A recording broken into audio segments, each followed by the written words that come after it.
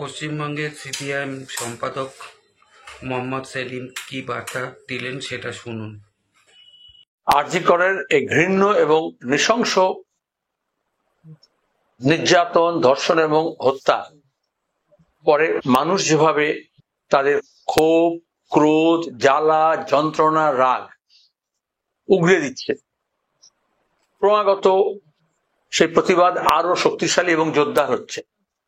শহর ছাপিয়ে, মফস্বল ছাপিয়ে গ্রামান্তরে ছড়াচ্ছে। গোটা বিশ্বব্যাপী মানুষ, শুধু এই দেশ নয়, ধিক্কার জানাচ্ছে। আর অন্যদিকে যখন সত্য ক্রমাগত প্রকাশিত হচ্ছে, যা আমরা প্রথম থেকে যে আশঙ্কাগুলো করছিলাম, যে কিভাবে সরকার, পুলিশ এবং স্বাস্থ্য দপ্তর গোটা ঘটনাটাকে ধামাচাপা দেওয়ার জন্য এবং মোড় ঘোরানোর জন্য চেষ্টা করছিল, আজকে আমরা দেখলাম মাঠে বিজেপি নেমেছে, আরএসএস নেমেছে, যেরকম আশঙ্কা করা হচ্ছিল। আসলে আরজি করের জন্য বিচার চাই, যখন মানুষ বলছে তোমার স্বর আমার স্বর, আরজি কর আরজি কর, তখন এটাকে রাজনৈতিক একটা উদ্দেশ্য সাধন করার জন্য শুধু আন্দোলনের স্থান পরিবর্তন হচ্ছে তা নয়, দাবি পরিবর্তন করা হচ্ছে তা নয়, গোটাটাকে ভেস্তে দেওয়ার চেষ্টা করা হচ্ছে, যাতে আবার বাইনারিটা রিইনফোর্স হয়, ফিরে আসে, যেটা হারিয়ে গেছে। মানুষ এখানে ধর্মের নামে, ভাষার নামে এই ভাগ করার কথা বলছেন না। সেখানে দাঁড়িয়ে বিজেপি, তৃণমূলের যে বাইনারি এত লক্ষ কোটি টাকা খরচ করে তৈরি করা হয়েছিল, সেটা এখন ভেঙে পড়ার উপক্রম হয়েছে। তখন আবার সরকার পক্ষ এবং সাজানো বিরোধী পক্ষ হিসেবে বিজেপি আজকে সাজানো একটা আন্দোলন ছাত্র সমাজকে সামনে রেখে এই উদ্দেশ্যেই করেছে। সেটা আমি অনুরোধ করব আন্দোলনকারীদের, প্রতিবাদীদের, যেভাবে আন্দোলনরত শিক্ষক, চিকিৎসকরা, যেভাবে জুনিয়র ডক্টরসরা, যেভাবে যারা অরাজনৈতিক মঞ্চ থেকে প্রতিবাদ করছেন তারা, এবং সমস্ত গণসংগঠন যারা প্রথম দিন থেকে এই আন্দোলনকে এগিয়ে নিয়ে যাচ্ছেন, তারা বুঝতে পেরেছেন এবং কিছুতেই এই অপপ্রয়াসে সাথ দেননি। আগামীকালও এটাকে আমাদের সজাগ এবং সতর্ক থাকতে হবে।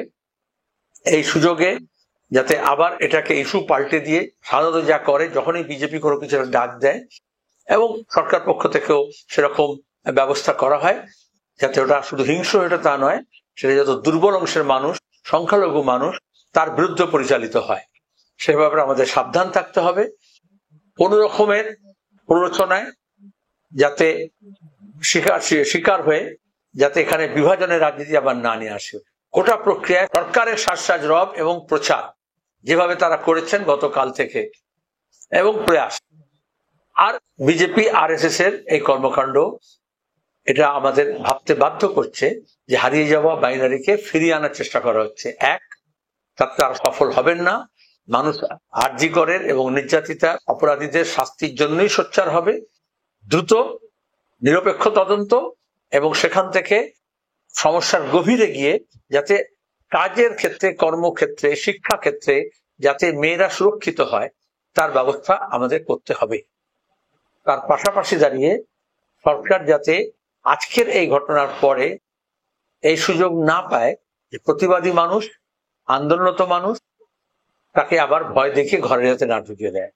প্রশাসন বা রাষ্ট্রযন্ত্র সবসময় এটাই চায়, তাদের ভ্রুকুটি উপেক্ষা করে মানুষ যেভাবে নামছিলেন তারা নামবেন, এবং নির্যাতন যারা করেছে, নির্যাতন এর যারা সাক্ষী সাবুত লোপাট করতে চাইছিল আমরা দেখেছি, যারা ভাঙচুর করলো তাদের ওপরে মামলা মোকদ্দমা না করে, তাদের গ্রেপ্তার না করে, যারা প্রতিবাদ করছিল, যারা রাস্তায় নেমেছিল 14 তারিখ রাত্রে, তাদেরকে, যারা খেলোয়াড় প্রেমী হিসেবে যারা মাঠে নেমেছিল তাদেরকে শায়েস্তা করার জন্য যেভাবে পুলিশকে লেলিয়ে দেওয়া হয়েছিল, আশা করি সরকার সে কাজ থেকে বিরত থাকবেন।